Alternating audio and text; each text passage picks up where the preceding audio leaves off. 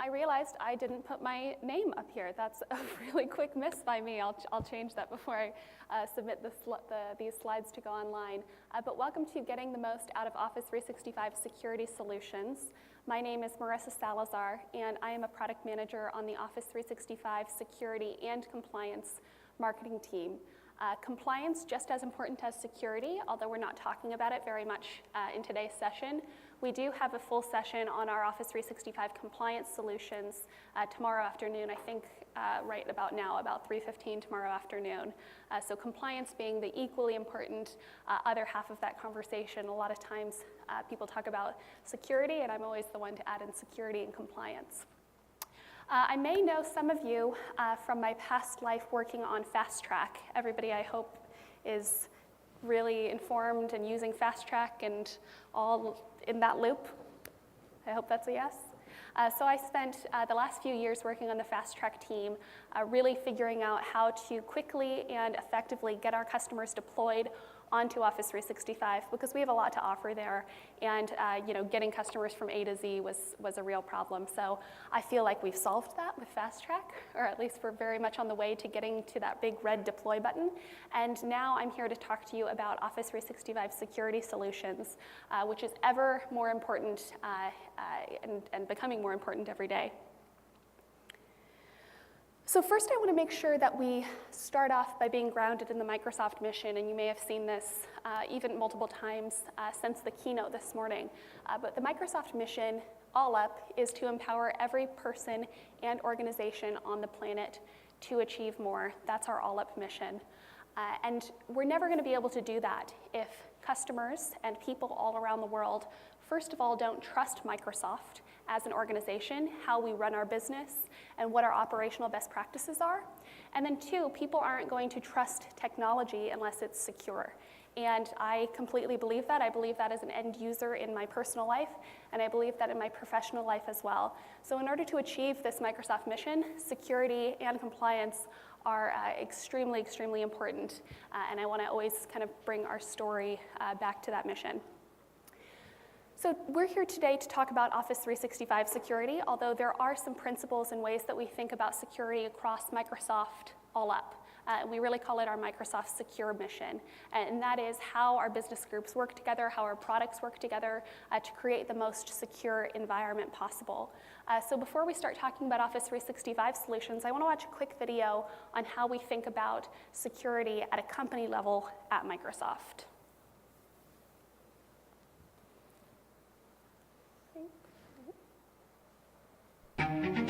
Traditional security focuses on passive defense, but attacks are increasingly advanced, perpetrated by cyber criminals and nation-states. With each breach costing an average of $12 million, passive defense needs to evolve. Hackers target what we already protect: PCs, phones, cloud services, but now connected systems are ripe for exploitation. Sensors, elevators, even your car.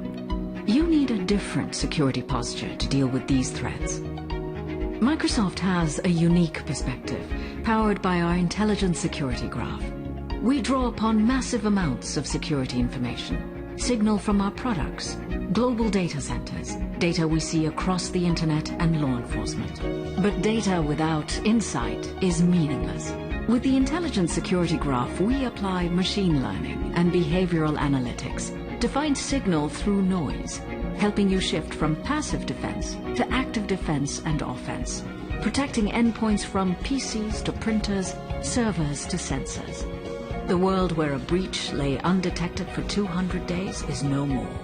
Vulnerabilities are detected in real time, protecting you from known and new threats, traditional opponents, and new adversaries.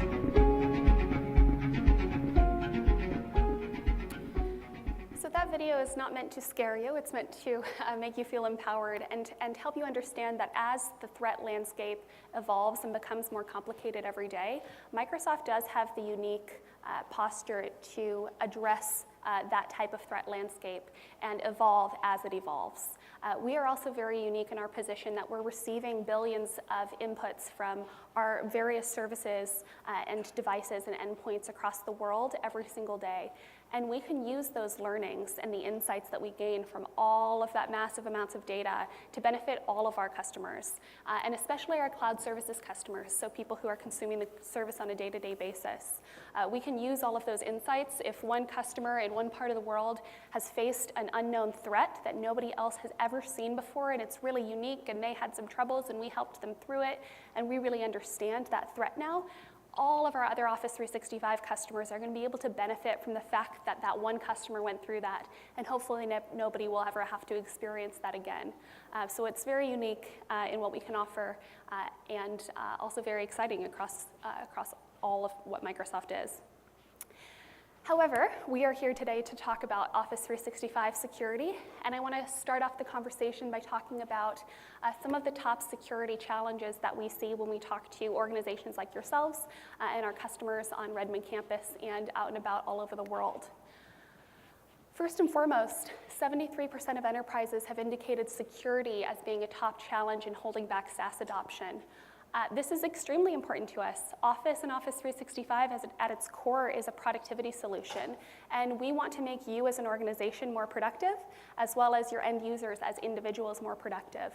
So this is very concerning to us, and we really definitely want to address that. In the same vein, we know that over 80% of employees admit to using non-approved SaaS applications in their jobs. People need to get work done, and it's not always with a malicious intent that they're using things that are not approved by IT. As the world changes, end users change with it. And it's not just end users or low-level employees. 87% of senior managers as well admit to using those non-approved SaaS applications and regularly uploading work files to personal email or cloud accounts. Again, they're just trying to get their work done. Most of the time, this is unmalicious. We also know that 75% of all network intrusions are due to compromised user credentials. I think if we just started saying somebody figured out your password, people would start taking password security more seriously, but we know that that's how 75% of all network intrusions begin. And the median number of days that attackers reside within a victim's network before they're actually detected is over 140 days, and that's a very, very terrifying statistic. And our goal with the entirety of the Microsoft security graph is to reduce that to 1 or 0, or they never got in the first place.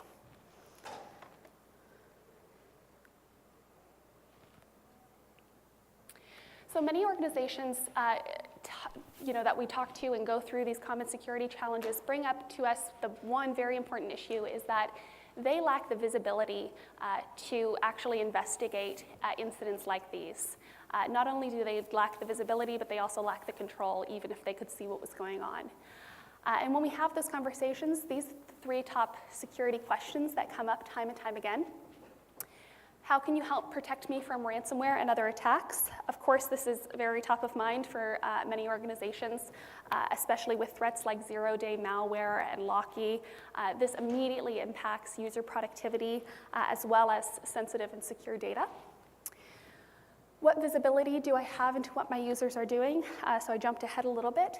Many of you already have great processes in place for monitoring your on-premise environments, and that's wonderful. But when it comes to a cloud service like Office 365, we hear concerns about customers gaining the same level of visibility into their cloud service as they had when they were on-prem or are in some type of hybrid situation.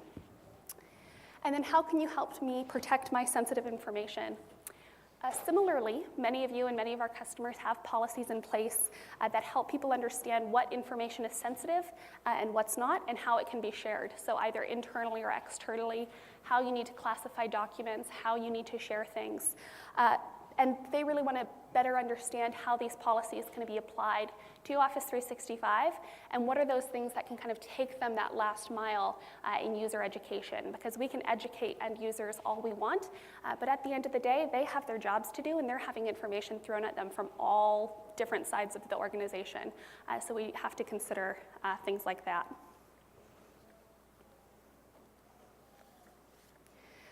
So before we jump into these questions, however, I want to set a little bit of context about how we invest in building your trust within Office 365. So Office 365 trust has 4 main principles, and they are realized in 2 distinct dimensions. So you can see our 4 principles up there, which I will talk to. Those 2 distinct dimensions are first, built-in capabilities, so what we build into the service and what is turned on and enabled by default and how we run our service. And then the second dimension being customer controls. So what our customers have the flexibility to implement in their own environment and tune up, tune down, turn on or off, et cetera. Transparency. Starting with transparency, moving to the cloud should not mean losing insight and losing the ability to know what's going on in your service. So we're completely committed to being very transparent with our customers so that they're able to monitor the state of their service, track issues, and always have access to those audit logs and reports and always understand what's going on in their service at any given time. We maintain multiple copies of your data across data centers for redundancy. We share where your data is located, in what regions, and specifically in what countries. If we're ever in a region where we're expanding data centers into a new country, for example, we're committed to giving you at least 1 month's notice that, hey, your data might be expanding into this region or into this particular country, and you have a say in what goes on there in terms of where your data resides. We're very transparent with who has access to your data and under what circumstances. For the majority of the time, for the most part, nobody has access to your data under any circumstances. But in a circumstance where maybe there's a break-fix issue where a Microsoft service engineer needs to gain access to your data because you brought up some sort of break-fix issue that's going on, you would know what was happening. You would know who has access, at what time, for what period of time, exactly what they're doing, what data it is, and you would be a part of that approvals process. You're not kept out of the loop there. We are also committed to a 99.9% uptime guarantee, and that is financially backed. We also publish our recent worldwide uptimes online on the Office 365 Trust Center, and we do that quarterly. As far as customer controls go, we also integrate security events into your company's security dashboard. So you're always having access to those security dashboards and operational reports. And as an administrator, always able to pull audit logs on what's going on in the service. Let's say there was a service incident, or the service was down, or whatever might have happened within your region or your tenant specifically, you're always kept aware and are able to pull those logs for yourself. Privacy. Microsoft is actually quite unique amongst cloud providers in having over 10 years of privacy experience, as well as having a cloud-specific privacy policy.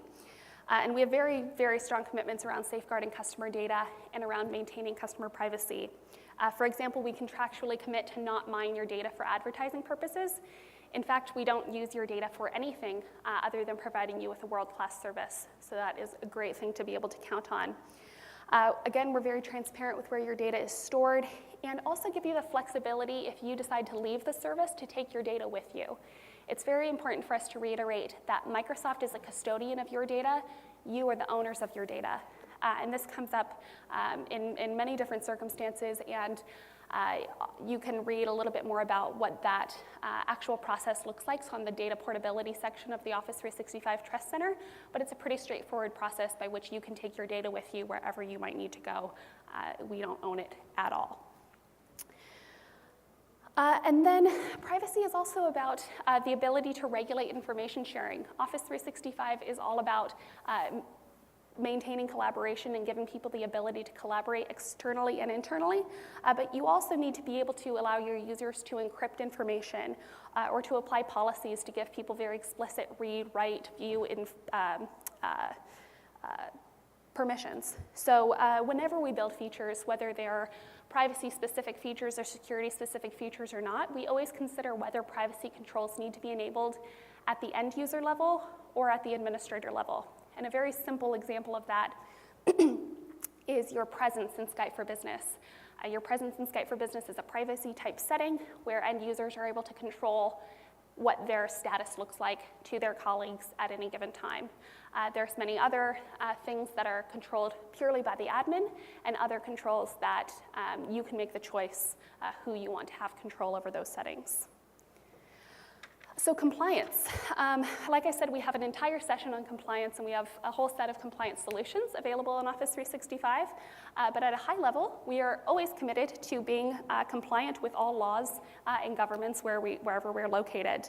And in those areas where laws or precedents are not set, we're also committed to working with those industries to set those boundaries where they need to be set. And we've definitely shown that, especially in the last few years, and we're committed to doing that moving forward. Office 365 is verified to meet specified requirements, things like ISO 27001, EU model clauses, HIPAA, FISMA, and our data processing agreement also helps you comply with local regulations, especially if your organization is located in multiple different countries. Just a quick clarification, because I get this question a lot. No, Microsoft itself is not HIPAA compliant. We are not a healthcare organization, but our controls within Office 365 help you as a healthcare organization be HIPAA compliant, and we're constantly keeping those regulations and those controls up to date, so that if anything ever changes, we're making sure that you are complying with all of those regulations that you've identified as being a part of. So if you're a financial institution and you need to be FISMA compliant, we're right on there with you, making sure that you are at all times and in everywhere that you're operating. We also offer a lot of distinct compliance capabilities, again, which I'll talk about tomorrow. Things like data loss prevention, legal hold, e-discovery, things that help you comply based on your needs at any given time. So you might be going through an investigation internally or externally, and we help you turn on and manage those controls that way. And then security, physical security, of course, 24-hour monitoring at our data centers, seismic bracing, multi-factor authentication for physical access to data centers, and other data security features like encryption and logical isolation of customer data, very strong authentication practices, operational best practices like prevent breach and assume breach to anticipate and mitigate threats. And then we also offer those unique customer controls, so things like rights management services, things like group policy settings that help you toggle up or tune up and down your security settings based on your needs as an organization. So starting with that first question, which is, what visibility do I have into what my users are doing? Very important question. And to answer that, I am going to lean on some help from Advanced Security Management. So Advanced Security Management was really built to answer this question. And to boil it down, it really does provide that enhanced visibility and control into your Office 365 environment. And it does that primarily in three different ways. And I'll go through these ways at a high level now, and then I'm going to jump right into a demo because it's a lot easier to understand when you see it rather than hear it. The first way that it helps enhance your visibility and control into 365 is through threat detection. So this is by identifying high-risk behavior or abnormal usage or other general security incidents and threats that might be going on in your tenant or overall in the service at any given time. And it does this through something called anomaly detection alerts. So what we do is we use machine learning to see what is normal behavior for your users in your tenant specifically. And if anything deviates from that spectrum, that's when we start sending you anomaly alerts. And we also allow you to set threshold settings to say, hey, I only want to be alerted if it's above, an 85% anomaly or whatever it is. And I'll show you exactly what that looks like. Advanced Security Management, or ASM, as I will refer to it from now on, because we love acronyms here, has to do with that enhanced control. So as opposed to anomaly detection or anomaly alerts, this allows you to set up activity alerts. So rather than just broad anomalies, strange things that happen, or strange actions by users that we know are strange, this allows you to fine-tune those alerts even more to say, hey, we as an organization are looking for this specific type of behavior. You might be looking for that specific type of behavior for many, many different reasons, but it allows you to set up a much more fine-tuned and granular alerts to alert you to specific behavior, and then also give you the control to do things whenever you see that. We'll see exactly what that looks like, but for example, if somebody sets up 10 mailboxes to forward to, sets up forwarding rules for 10 mailboxes within a day, you can automatically shut that user account down because you know that that's unusual behavior and you automatically want to shut it down or suspend that user account so you can investigate that immediately. This also gives you visibility and control into applications that are plugged into Office 365. I think all of us understand that end users download applications that many times request permissions into Office 365, and those dialog boxes pop up, and people go accept, accept, accept, accept, accept. And maybe you guys in this room read the terms and conditions when you install applications, but I'm going to tell you most people don't. So us as IT really need that visibility into what have our users enabled within our Office 365 environment. Do these applications have read-write access into our Office 365 mailboxes or calendars? If they do, maybe it's concerning, maybe it's not, but I at least should know about it and be able to make an informed decision based on what I know. And then discovery and insights, which is a common theme across all things security here. But this gives you insight specifically in advanced security management into your Office 365 usage and your shadow IT. And this is all done with no agents, no endpoint is installed. And this gives you visibility into, like I said, not only your Office 365 usage, but all of those other related productivity apps. We'll see what that looks like in a minute. But Office 365 is a very broad service. We do things like cloud storage, collaboration, social. So there's a lot of other productivity applications out there that serve the same purpose, but might not be IT-approved solutions. So this Discovery and Insights dashboard not only gives you insight into how your users are using Office 365 and if you need to educate your users more or if they're using it in the right ways, but it also shows you other applications that they're using and how they're using them as it relates to Office 365. So it really gives you some interesting insights that allow you to make some potentially interesting decisions. So I am going to switch to demo mode. Ooh, okay, there we go. For a moment here. And I have a lot of these guys. Oh, come on. Okay, 1 second. I had these all logged in, and then, they sit there for 20 minutes and log out.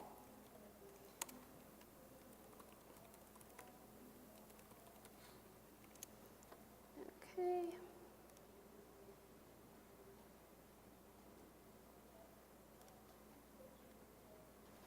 All right. So I'm going to jump right into the ASM demo. So right now I have logged into a tenant as an administrator, and right now I'm sitting in the admin center. If I go over to I don't even have it open.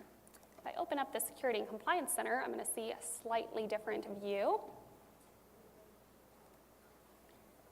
And I'm going to go over here into the left-hand side into Threat Management, and I'm going to see a section called App Permissions at the bottom. And this is how you're going to initially access Advanced Security Management. When you first log into Advanced Security Management, you're going to see a little tick box here to accept terms and conditions. The reason that shows up and will show up for you the first time that you activate it is because the data that's stored in ASM is actually stored in not in Office 365, but it's stored in Azure. The reason that is ASM is powered by a product called Cloud App Security, which we acquired from a company called Anomaly, and they store their data in Azure. Therefore, with ASM being a subset of that Cloud App Security product, we store that data in Azure as well. So just as an FYI.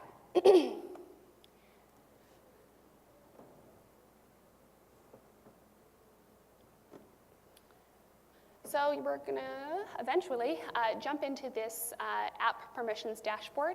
And you can see here in this demo tenant, for example, there's not a lot of things that we've set up here as far as app permissions go. So I'm going to go ahead and open up this other demo environment that has a little bit more robust information.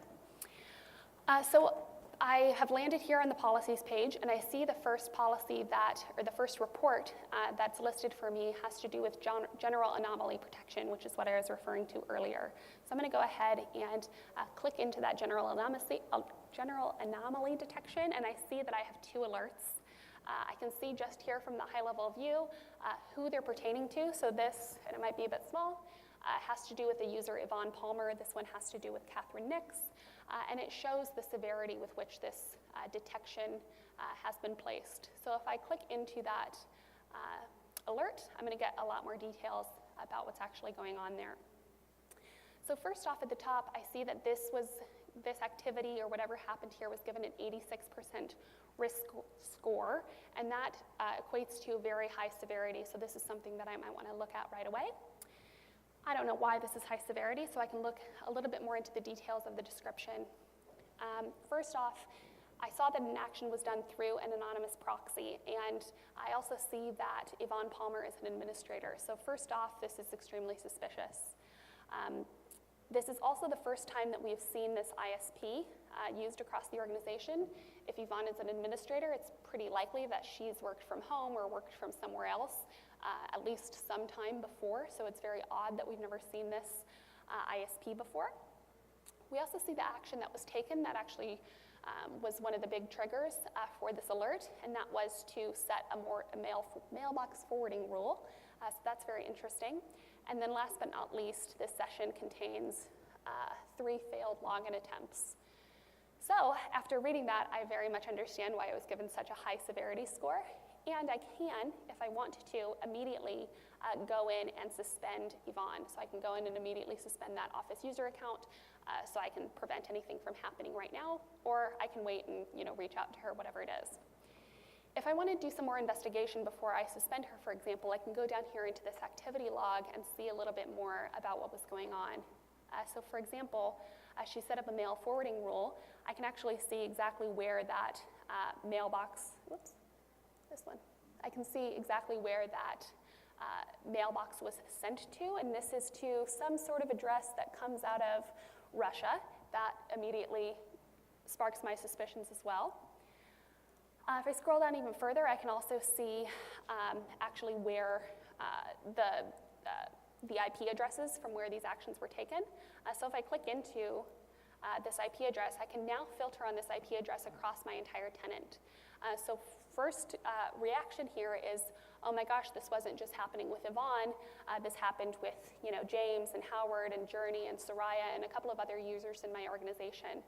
So now I immediately might go in, suspend their accounts for now, go do some investigation and actually be able to solve the problem.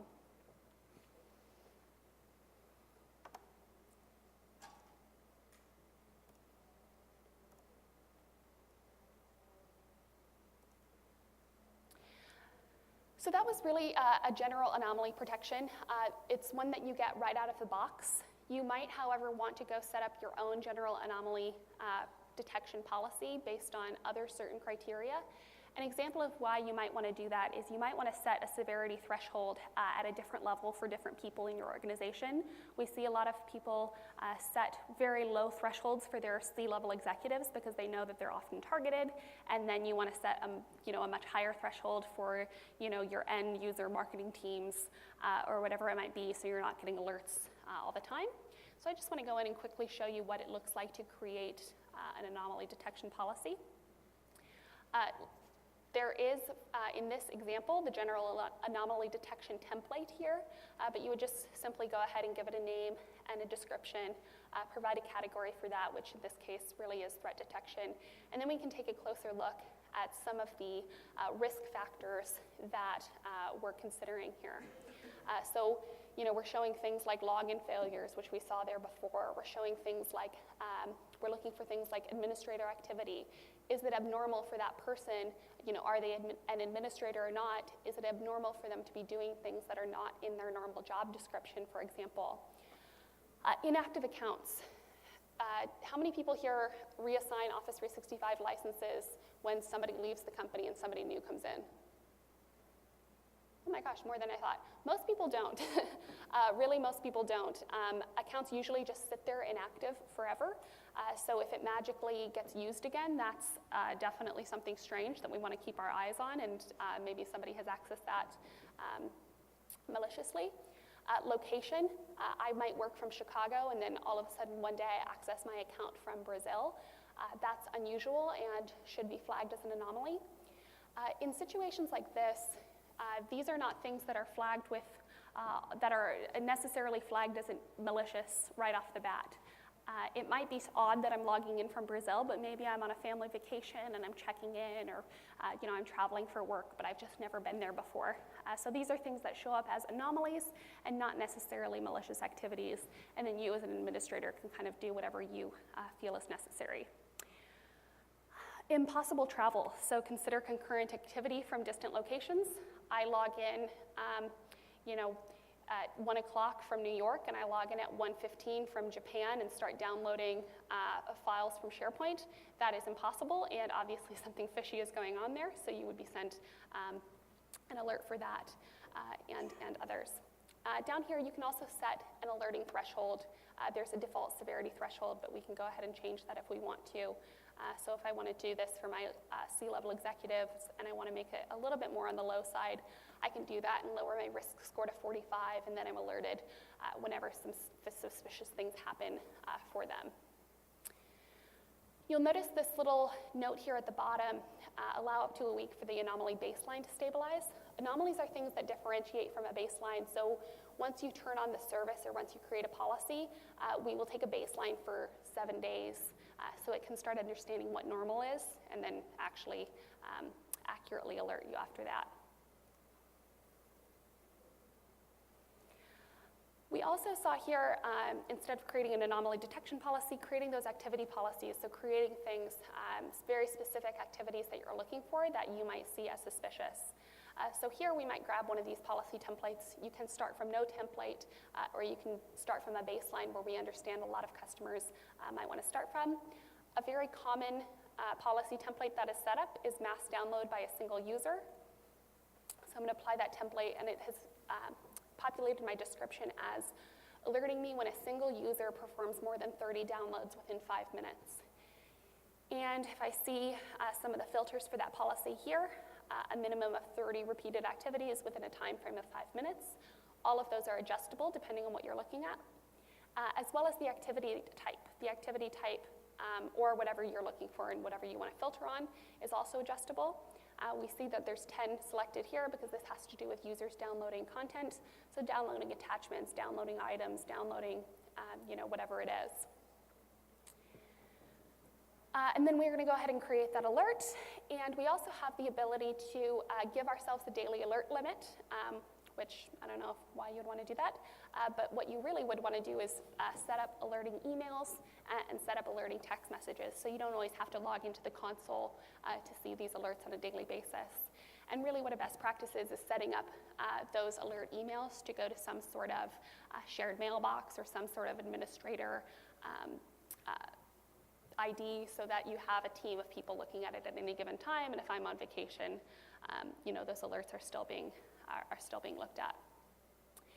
Here, as opposed to creating anomaly detection policies, which I mentioned before, you're able to say, hey, I've deemed this action as being so bad or so malicious or so suspicious or so whatever it is, that if this ever happens, I want to immediately suspend whatever user has done that. You can very easily go in and unsuspend them as well, but because you're creating this activity policy on your own, you're deciding what your threshold is and what types of actions that you want to take. So if I want to go in and automatically suspend the user if they ever do something like this, I can do that and then go back and do my investigation afterwards. Great, I'm just going to go back. So the other feature that we talked about in ASM was that productivity application discovery feature. So I'm going to go into my Discover pane and click on the Discovery dashboard.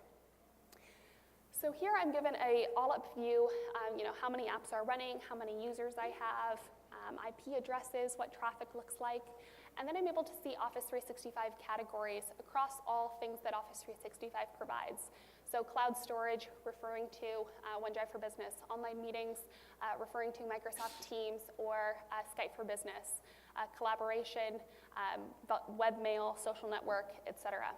So if I hover over each of these, I can say, hey, online meetings, I have 203 megabytes happening in Office 365 and only 2 in other applications. Similarly for collaboration, none of these really spark red flags. But when I look at the cloud storage section, I hover over that and I say, oh, I have 1 gig of activity going on in Office 365 and 674 megs going on in other applications. Interesting, because cloud storage is a huge thing for Office 365. I wonder what my end users are doing. So if I go down here to this next table, this is showing me discovered applications that are being used within my organization. And I can go ahead and filter that on cloud storage if I want to see exactly what's going on there. So I see OneDrive usage is pretty high. That's wonderful. There's a couple of other little things being used down here. That doesn't really concern me too much. But there's a lot of box usage. And that's really interesting. Now, this is not necessarily a bad thing. We're not saying you just have to use Microsoft solutions. We're saying, hey, it's going to be good to be aware of what your end users are doing and if they're using approved or non-approved IT solutions. So I might jump to a couple of different conclusions here. I might say, hey, we're paying for Office 365, we're paying for OneDrive for Business and SharePoint. We need to re-educate our users and shut down box usage and block access there. That's one solution.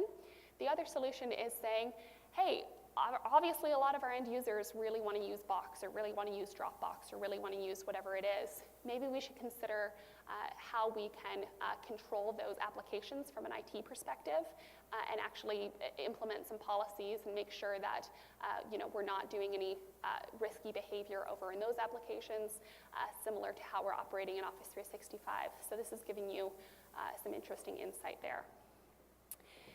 Now you might be thinking, how did this information end up here? There is no end agent for you to install on an endpoint.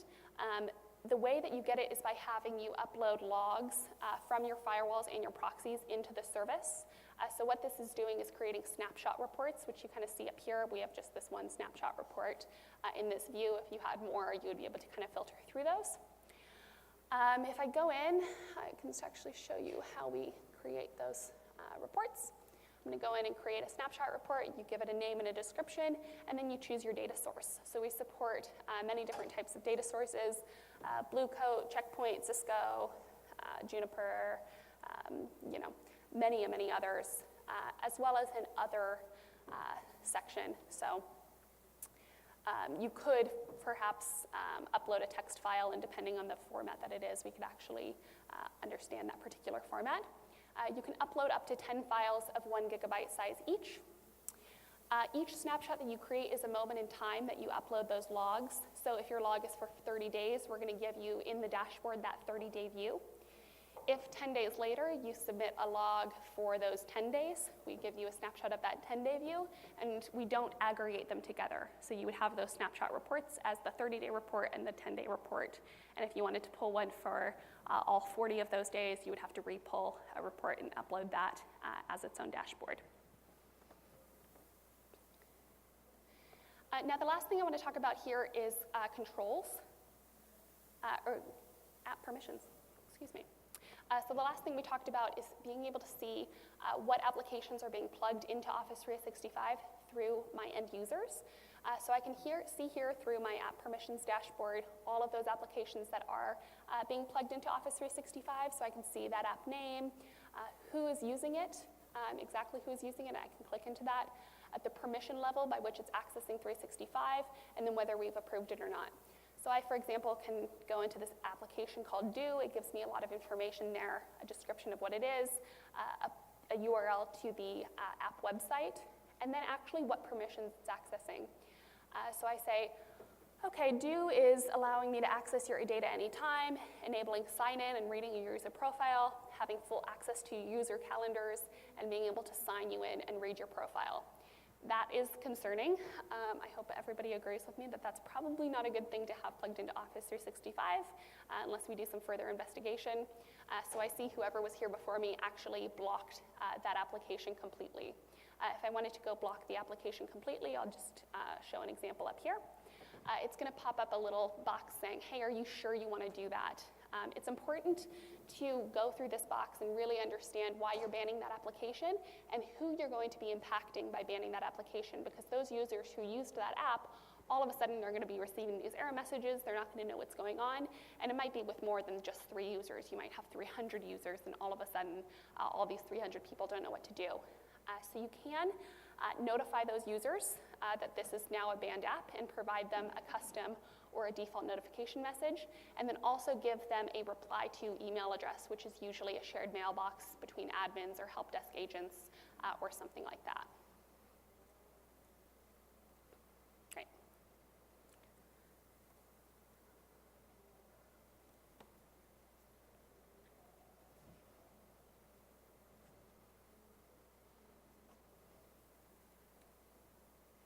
So we've just talked through all of these parts of advanced security management, so I won't spend all too much time on these slides so we can get through the rest of the info.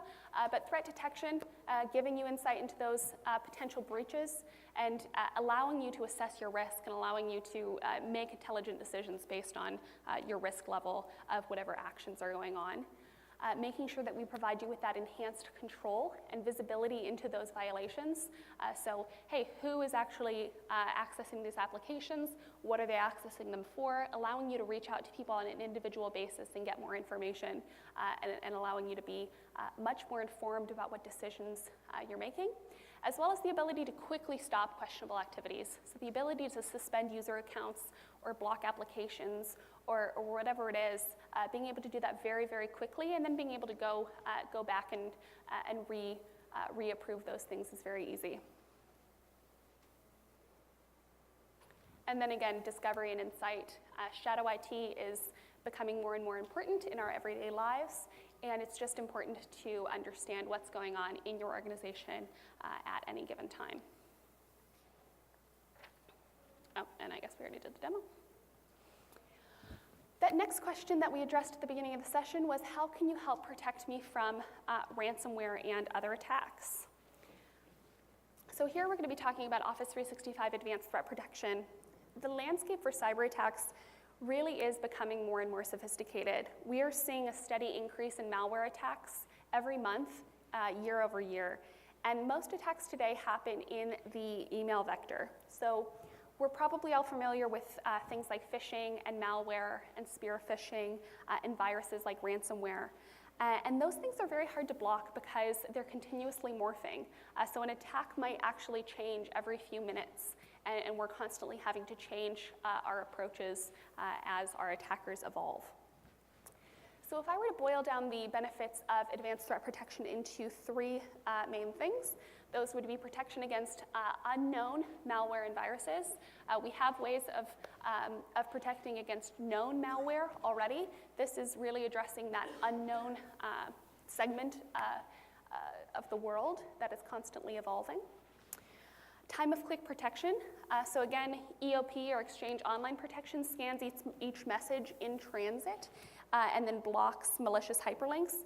But attackers will actually hide URLs in a seemingly safe link, and then once a user clicks on them, they're then redirected by some forwarding service to that malicious link that they were trying to get to in the first place. And then, as with all of our capabilities, enabling rich reporting and tracing, so getting really deep insight into who is being targeted within your organization, which is a very important insight, and also the categories of attacks that you're facing. So before I go into the demo, I just want to talk about how this works briefly. So safe attachments, again, are there to protect against zero-day malware and email attachments by blocking messages that could be malicious.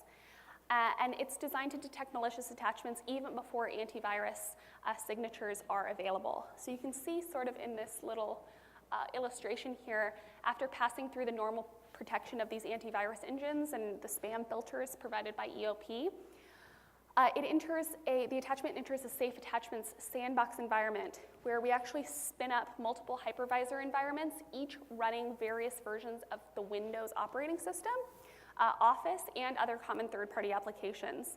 And then attachments are not released from that environment until a behavior analysis is performed on them and they are determined to be safe. and at that point they're delivered to the end user's mailbox and allows them to access them. Of course, if not, then they won't be delivered. So they'll analyze attachments that are common targets for malicious content, so things like Office documents, PDFs, executable file types, things like that. And an administrator can also establish separate policies for safe attachments. So these policies can be applied to a specific set of users or a specific set of groups or domains as well. And it's also possible to have unique policies within safe attachments so that each group of users can have a custom setting, and you can configure how the end user receives that email notification. And we'll go in and see exactly what that looks like in a little bit bigger of a format in a moment. Dynamic delivery of safe attachments. So generally the process for analyzing an attachment and determining if it's safe or not, it typically takes between 2 and 4 minutes and may on occasion take up to 30 minutes depending on what's going on.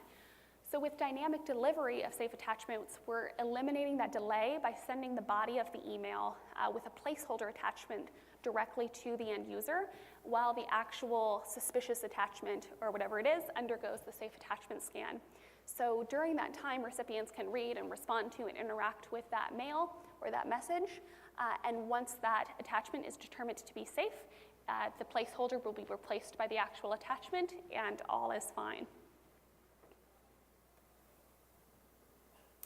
And then Safe Attachments also has 2 traffic reports that show aggregated data for the tenant, and that's by disposition and by file type. And then the report also shows some detailed data in there. SafeLinks, similar but different. SafeLink provides that real-time time-of-click protection against malicious URLs. And that does that by redirecting suspicious URLs to an internal web server that checks them against a known list of malicious sites. And that list of malicious sites is updated every 20 minutes. So pretty frequently.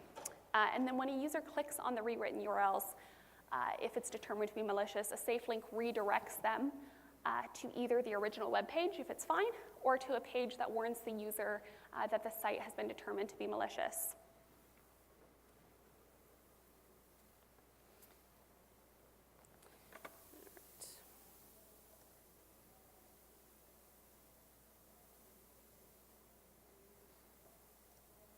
So I want to start in the Exchange Admin Center with a very basic view of email content filtering. So I'm going to go ahead and jump into protection here, and I'm going to make this a little bit bigger so you can see what's going on. So if we look at spam filtering, and I'll open up this policy, of course, the higher the threshold that's set within spam filtering, the more bulk email can get through to users. So we have that set here. I'm not going to go ahead and change it. We have connection filtering, so actually being able to block IP addresses. Of course, administrators can't possibly identify every harmful potential IP address, so we also have something called a safe list that Microsoft provides you with that has a list of growing benign or malicious IP addresses if you want to use that kind of as a backup. Things like malware filtering, so policies that detect malware in individual email messages, and then those messages can be deleted or delivered without those attachments. So very basic, but now I want to get into those advanced capabilities. So here on the left-hand side, I'm going to get into advanced threats, and I'm going to go in and talk about safe attachments first. So we talked a little bit about how that works. And you can see here with these general settings, we have the ability to set if we want to, first of all, turn this off, which I don't recommend. If we want to just simply set this up as a monitor, so we want to continue delivering the message even after malware is detected, if it is, and then we're going to track and scan the results. You might want to do that for various reasons, or if you just kind of want to see what's going on or where it's leading. You could completely block that content, completely block that user and all future emails from them or that organization or that domain. Replace that attachment and continue to deliver the message, which is kind of part of that dynamic delivery. And then dynamic delivery, which is sending that message right away, making sure that the end user is able to interact with it, and then reattaching the attachments once the scan is complete. So safe links, similarly, you can checks URLs against a list of known malicious links. When a URL, for example, points directly to a downloadable file, like a Word document or a PDF, an administrator can also opt to use safe attachments to scan that content just as if it were an attachment on the email itself. So links that act like attachments, you can consider them using the safe attachments policy as well. So now I want to take a look quickly at the end user experience. This is the administrator experience, but where this really lights up is when an end user tries to access it. And I think I was logged out of my tenant, but I'll do it again.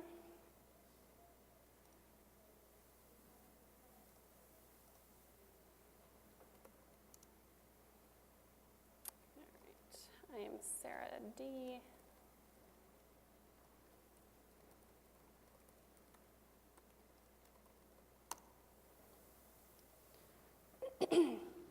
Okay, so now I'm logged into Office 365 as Sarah, and I'm going to go ahead and jump into my Outlook mailbox. And I have a couple of emails here at the top that are going to be important. The first one that I see is a message that was sent to me with an attachment. This was sent from my administrator, which is odd, and it seems that my organization's safe attachment policy has detected that there was some unverified signatures in this attachment and thus blocked it. So if I try to click on this attachment, it's going to give me a little dialog box that says, because it's a little small, access to this attachment is blocked. Recipients may not be able to view the attachment either, so letting me know that I've received something but it was blocked and it's not just showing up there empty. This is kind of a bad example because there was nothing in the body of the email, but if there were any text or any content in the body of the email, that would be delivered as well. So my next email is from my colleague who I know well and I trust and I work with every day, and he's emailed me something about cheap travel, and he says, "Hi Sarah, someone forwarded me this site and it looks like we can book all of our flights for the next few months here. Cheers, Alex." So I'm saying, great. I'm going to go ahead and click on that site because I trust him, and I've been brought to this buffer page, really, that's showing me, hey, this website has been classified as malicious, and my administrator is actually not even allowing me to reach that site, even if I wanted to. So there is a setting that you can configure as an admin to say, hey, we'll bring our users to this page, but if they still want to click through, they can override. In this case, we've set it up so that a user's not able to do that. They can't actually click into that link, and they can't go anywhere from here.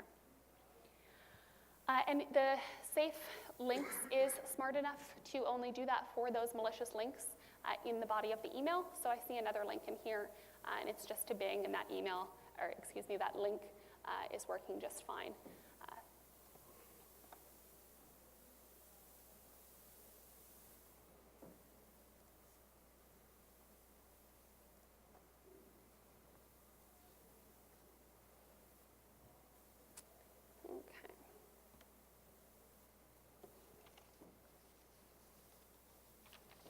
So the last thing I want to talk about in this section is threat intelligence. And this is something we touched upon at the very beginning of the session, but at Microsoft, we do have the largest enterprise email service in the world, and thus we have a bigger aperture on what attacks are going on in the world. So we really want to distill all of that information that we're receiving on a daily basis and distill that data in a way that's useful for you. And that's something that we do through our threat intelligence dashboard. And this is a feature soon launching very soon. Can't give you a date, but very soon. You should be hearing some announcements from us. So for example, if analytics from all of the inputs that we're getting show us that certain attacks are happening in the financial industry, for example, a service alert will alert customers in the financial industry as well as related industries about what's going on. So saying, hey, we've seen this around the world, or we see that something is happening in this very niche circumstance and you're probably going to be affected, or you should just be aware. So it's all about awareness, and it's also about getting you to do the right things and taking the correct actions. So it's not just alerting you that something is happening in the financial industry. It's saying, hey, these types of attacks are happening, and these are proactive steps that you can take to prevent that from happening. Or, hey, these are some things that you should check for to see if you've been affected already. So it's actually giving you intelligent insight and not just saying something bad is happening, panic. That is the opposite.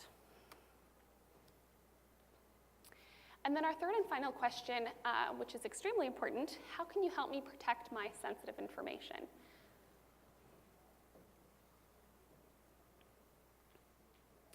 So to help organizations with this problem, we have a lot of solutions, one being Office 365 data loss prevention. And this was really built to help detect, protect, and monitor your sensitive information. So you can do a lot of things within DLP, and we'll take a look at exactly what those look like in a moment. The first being detect, so being able to create those policies that find sensitive content wherever it is in Office 365. And that sentence, wherever it is in Office 365, is especially important because this goes across the entirety of the service. So protecting, stopping accidental sharing, and educating users. For the most part, corporate data leaks and things getting into the wrong hands were not done because end users are malicious and want to leak that information. In some cases, it is malicious, but in many, many cases, it's not. And it's all about educating our end users about what policies need to be implemented on what types of data, what needs to be considered classified and what doesn't.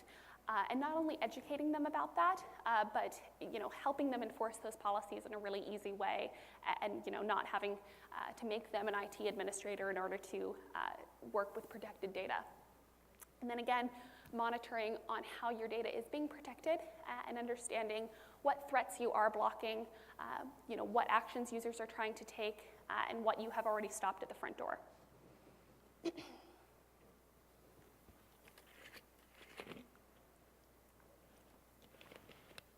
So we use this phrase a lot, especially when it comes to security, and it's very important. Built in, not bolt on.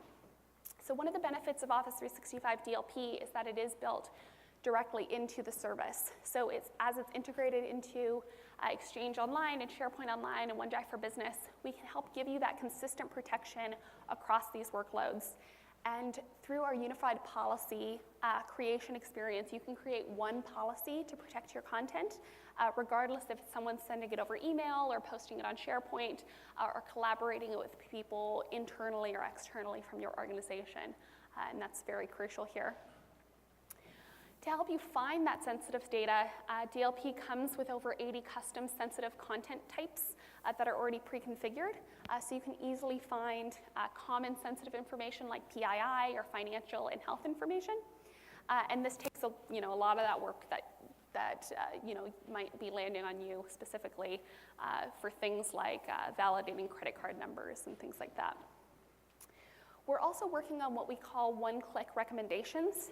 So what this means is that the service can detect that you're not practicing not protecting certain sensitive information. So we're saying, hey, we've identified that you have a lot of this certain type of information. You have a lot of social security numbers. You have a lot of health information. You have a lot of whatever it is. And the goal is that in just one click, you can actually go ahead and set our default settings to that type of information and protect it in a way that probably complies with whatever industry you're in. If you're in healthcare, you need to protect health information in a certain way, and you can kind of turn that on quickly in one click.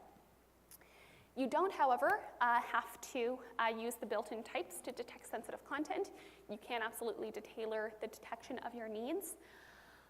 So you can do things like document fingerprinting to tell DLP that documents that look like a sample that you provide should be considered sensitive. And you can create a lot of customizations in that way.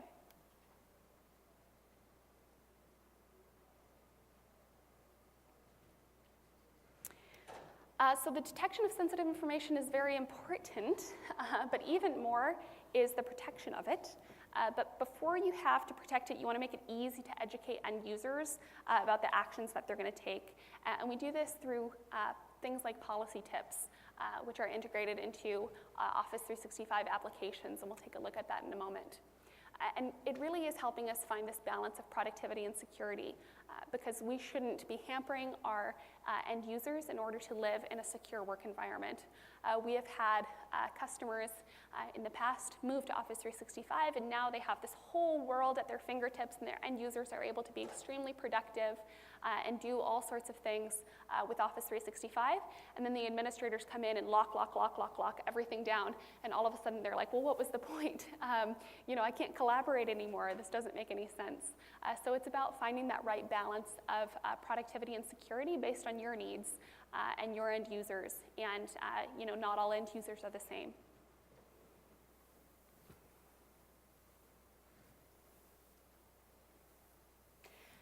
And then last but not least, you will definitely want to monitor the policies you have if they've been configured in a way that best suits your organization's needs and if they're actually doing what you want them to do.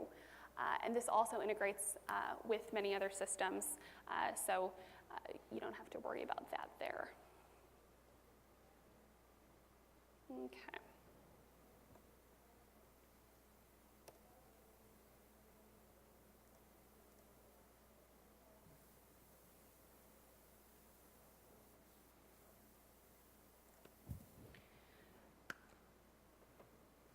You can see it? All right.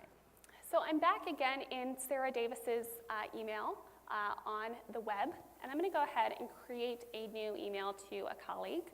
I'm going to send this to Alex, who I work with all the time.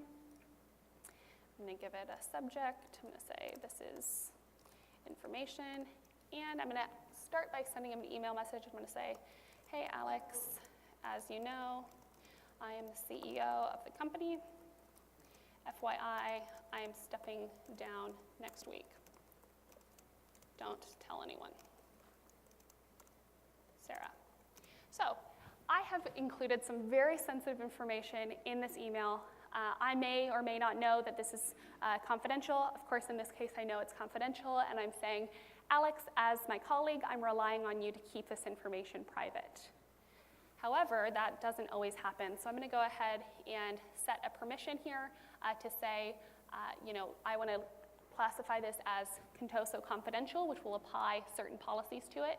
I could imply confidential view only. I could also apply do not forward settings.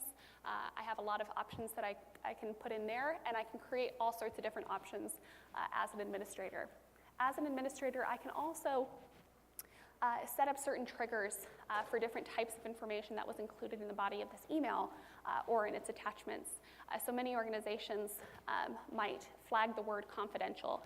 For example, if I wrote, hey, keep this confidential, or put confidential in the subject line, it would automatically apply these rights directly to the email so that Alex couldn't forward the email along. He couldn't copy somebody on his reply. We're really preventing him from doing anything up to taking out his phone and taking a picture of the screen. We still haven't solved that yet, but maybe someday.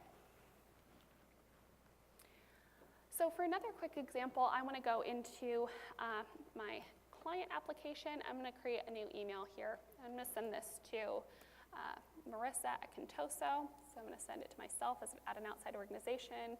We'll call this information. And immediately, before I've really even typed anything, I see a policy tip pop up here, which some of you might be familiar with. And it just says the following recipient is outside of your organization, and it highlights who that is. If I were to include Alex or Aziz, who is a part of my organization, he's not going to show up as being outside of my organization. And if I wanted to remove this email address, I could do that immediately. But I want to keep her in. So this is really not doing anything except for informing me and making me aware that I'm sending something outside of the organization. So I'm going to go ahead and attach a file from my most recently used list. I'm going to attach those January sales orders. If you haven't used this most recently used list, this is extremely handy. These are all the files that I've been working on recently, either in the cloud or on the desktop. I'm going to say, hi, both. Here is the information that you wanted. Sarah. And before I finish typing that email, another policy tip, and it looks like a more severe policy tip, has popped up for me as well. And what it says, and I don't know if I can zoom in here, this email contains sensitive information. Please provide business justification. It highlights who is not able to receive this. It says marissa@contoso.com is not authorized to receive this type of information. It also allows me to send this message without removing the information. So it's saying, okay, you can do this, but you first must click override to acknowledge that you are overriding this policy, and you're probably going to be audited after this happens. Whenever anybody overrides a policy, those audit logs are sent to the administrator or whoever is set up to monitor that, and then they can say, all right, Sarah has overridden this policy. Let's go talk to Sarah and see why she did that or why she didn't provide business justification. We could, if we wanted to, also set up this policy tip to say, she's not even allowed to send it out. We don't have the option to override, and unless you remove those recipients from the email, this is not going anywhere. You can see, for example, if I remove her from the list, that policy tip goes away. But for the sake of showing you, and we'll wait for this to come back up again. Many emails are not as, oh, Jesus. Okay. You're like, get off the stage.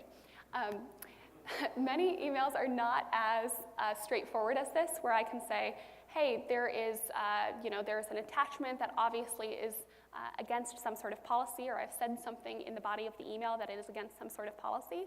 But looking at this mail, it's not immediately obvious to me. I'm saying, well, what's the deal with the January sales order that makes it so somebody can't receive it? So if I hover over that policy tip, I get further information. And it's pretty small, but it says, this message appears to contain the following sensitive information, and then it lists it out, and it says credit card numbers. So apparently somewhere within the bowels of this Excel document, there are credit card numbers, and we've deemed that as not being able to leave our organization, which is definitely a best practice.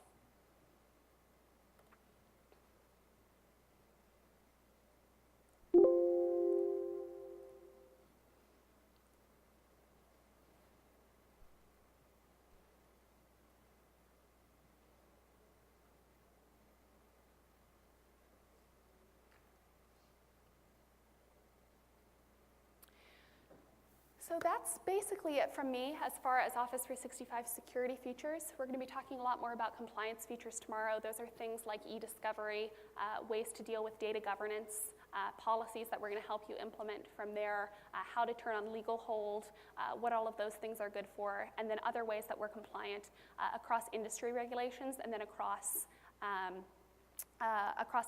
geographical laws and regulations that we need to comply with. The Office 365 Trust Center is going to be your best place to go for all things Office 365 security and compliance related. We also have a lot of links in that Office 365 Trust Center to the Microsoft Trust Center. And in the Microsoft Trust Center, we really talk about those all-up Microsoft security principles, things that we do as a company and commit to as a processor of your data. All of these videos of all of the sessions are going to be available on My Ignite, where you guys can log in. I think they'll probably be available in a couple of days. And then we're always releasing further information and updates and announcements on Office blogs. So that is it from me. I have time for a couple of questions, and if I can't answer them, I will find the right person who can. Thank you.